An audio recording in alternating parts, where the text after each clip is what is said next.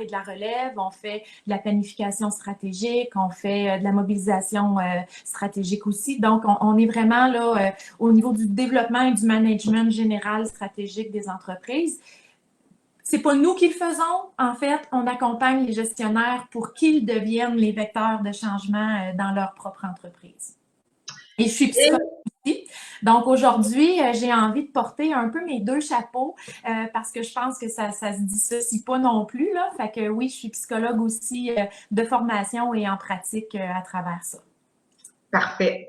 Et là, vu que c'est une première, Julie, je me permets de demander aux gens qui nous écoutent de ne pas hésiter à commenter, poser des questions, de me dire aussi comment ils trouvent le nouveau visuel, est-ce que ça fait leur affaire, est-ce que le son est bon, est-ce que l'image aussi correspond, en tout cas, à ce que l'on dit et tout ça. Fait que bref, commenter, ça va juste nous aider, Julie et moi. On a échangé ensemble hier, un peu ce matin, Julie. On parlait de résilience, on parlait de... Et ça t'inspire. C'est quelque chose que tu as observé. Tu parlais justement du fait qu'on est tous confrontés à sortir présentement de notre zone de confort. Je te laisse continuer. Oui, ben en fait, je pense que la résilience, c'est l'élément clé actuellement, puis pas juste pour les entrepreneurs. Humainement, on doit être résilient, les entreprises doivent l'être. Oui. Puis on est tous un peu dans cette obligation-là de traverser l'épreuve. Puis c'est quand même rare dans une vie que toute une planète au complet est bouleversée en même temps. Donc, ça, c'est quelque chose qui change aussi notre façon de rebondir ou de se reconstruire. On est obligé d'adopter des stratégies différentes pour faire face à ça. C'est même une famille, tu sais, c'est pas juste le monde des affaires. Je veux dire, c'est tous les individus d'une planète qui est Oui, confronté. oui, puis sur toutes les sphères de notre vie, sur la sphère professionnelle, la sphère financière, la sphère relationnelle, la sphère familiale, la sphère spirituelle. Donc, tout est transformé présentement pour tout le monde sur la planète. Donc, c'est vraiment une étape, je dirais, traumatisante. Ouais. Moi, le mot traumatisant, c'est pas synonyme de Négatif. pessimisme. Pardon? Comment t'as dit ça? C'est pas synonyme de quoi, le C'est pas, traumatisme? c'est pas synonyme de pessimisme.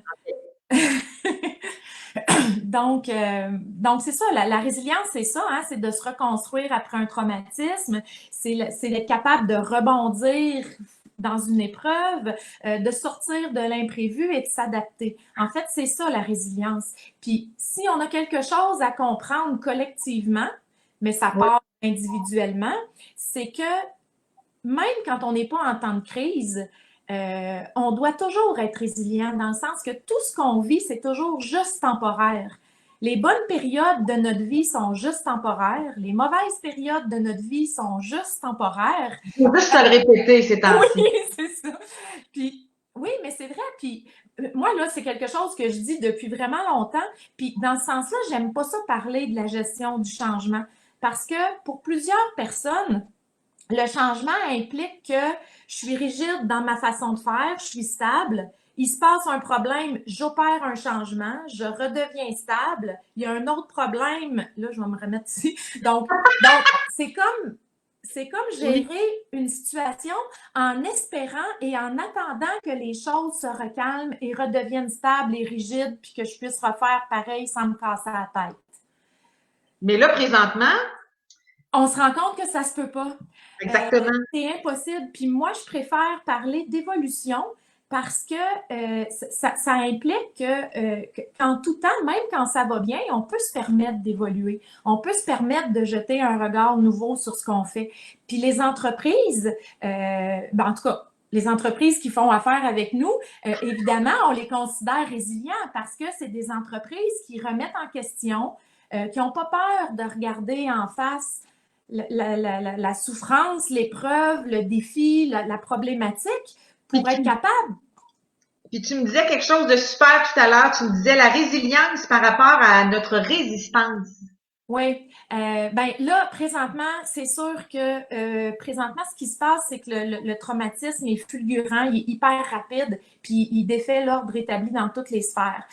C'est sûr qu'humainement, on a tendance à vouloir résister à ça, c'est-à-dire s'opposer, pas vouloir. On est comme dérangé. Le nombre de fois où j'entends, ouais, mais là, moi, j'avais prévu telle affaire, ouais, mais d'habitude, on fait ça de même. Euh, Oui. Là, ça peut pas fonctionner. Il y a des gens qui meurent. Bon, puis tu sais, on le voit dans les CHSLD, là, oui, mais là, c'est les préposés qui font ça. Non, c'est les infirmières. Là, à un moment donné, faut oublier les protocoles, les règles. Oui, il faut respecter les protocoles. Je dis pas qu'il faut pas les Oui. Mais je respecter. veux dire, il faut accepter de faire les choses différemment. C'est ça. Donc, Il faut s'adapter. la résistance, c'est de refuser ça et d'espérer que ça redevienne comme avant. Ça reviendra pas comme avant. On est affecté. Puis tous les changements auxquels on est confronté, j'utilise le mot changement, mais en fait, toutes les choses qui viennent nous déranger, c'est juste normal dans la vie qu'il y a des choses qui viennent nous déranger. Oui, Bon, mais là, c'est oui, là, oui, la particularité présentement, c'est que c'est fulgurant, c'est que c'est big, c'est intense, mais que quelque chose vienne nous déranger, il faut apprendre à vivre avec ça. oui, Puis, puis d'autres choses de beau aussi. Excuse, là, qu'est-ce que tu voulais dire? non, vas-y. Tu parlais que c'est maintenant, là, c'est la personne qui doit réagir et non l'entreprise. Tu sais, c'est la personne, c'est le leader en avant qui doit adapter puis qui doit amener son équipe avec lui. Oui, puis oui, parce que puis moi, j'ai une façon de voir l'entreprise comme euh, une entreprise, c'est comme une personne. Il faut voir son évolution comme l'évolution d'une personne. D'ailleurs, au sens de la loi, une entreprise, c'est une personne morale. C'est pas une Oui. personne humaine, mais c'est une personne morale. Donc, elle a ses propres défis, elle a sa naissance, elle a son démarrage, elle a son évolution, elle devient mature. Après ça, elle va vers le déclin ou en tout cas, bref. Donc, une entreprise est une personne morale. Puis elle doit faire face à ces défis-là. Puis, tu sais, quand je disais tantôt, on est tous dans le même bateau, ben l'entreprise, elle va se transformer, puis elle va s'adapter dans la mesure où les gens qui la composent vont être capables de faire face à ça. Puis, dans une entreprise, c'est pas juste le propriétaire, c'est pas juste ses employés, c'est pas juste ses clients, c'est aussi ses fournisseurs, ses partenaires, le monde dans lequel, tu sais, la micro-société dans laquelle elle évolue, son secteur d'activité, ses compétiteurs. Donc, puis l'affaire, c'est que toutes ces personnes-là sont aussi impactées en ce moment. Donc, tout le monde doit se réinventer. Euh, Ouais. En temps normal, quand on est face à une épreuve, une entreprise, quand elle est face à un problème de marché, quand elle est face à un problème de pénurie de main-d'œuvre, quand un être humain, quand il est face à quelque chose qu'il doit résoudre, a tendance à essayer de chercher dans sa propre histoire, bon, j'ai-tu déjà passé par là? Qu'est-ce que j'ai fait pour m'en sortir? C'est quoi les meilleures stratégies? Ou Puis aller si moi, je consulter suis jamais quelqu'un passé d'autre. par là, je C'est vais ça. référer à quelqu'un qui a passé Exact. par là. Je vais Oui. lire, je vais me documenter, je vais essayer de voir, bon, qu'est-ce que les gens pour qui ça a marché, qu'est-ce qu'eux ont fait? Oui. Le problème, c'est que présentement, il n'y a personne qui a passé par là. Puis en fait, les autres sur qui on pourrait s'appuyer, eux aussi sont dans cette même Oui. incertitude-là.